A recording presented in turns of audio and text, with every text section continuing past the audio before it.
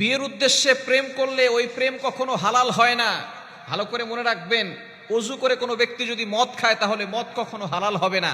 বিসমিল্লাহ পরে কোনো ব্যক্তি যদি মদ খায় তাহলে মদ কখনো হালাল হবে না, সেই মদ সবসময় হারামই থাকবে। ঠিক তদ্রুপভাবে বিয়ের উদ্দেশ্যে অনেক যুবক যুবতীরা প্রেম করছে, ইয়াং পিপলরা তারা বলে আমরা তো বিয়ের উদ্দেশ্যে করছি, এটা হালাল হবে। খবরদার, আল্লাহর কসম করে বলি, যারা বিয়ের উদ্দেশ্যে প্রেম করে তারা কখনো তাদের পরবর্তী জীবনে সুখে শান্তিতে বসবাস করতে পারে না। এজন্য বিয়ের উদ্দেশ্যে প্রেম করা এটা সম্পূর্ণরূপে হারাম। এবং ভালো করে স্মরণ রাখবেন, হারামের ভিতরে কোনো আরাম নাই, হালালের ভিতরে আল্লাহ তাআলা আরাম রেখেছেন। সুতরাং আপনি যদি কাউকে পছন্দ হয়, সাথে সাথে আপনি তার বাসায় প্রস্তাব পাঠাবেন যে আমি তাকে বিয়ে করতে চাই, আমি তার সাথে প্রেম করতে চাই না, হালাল সম্পর্কে যেতে চাই।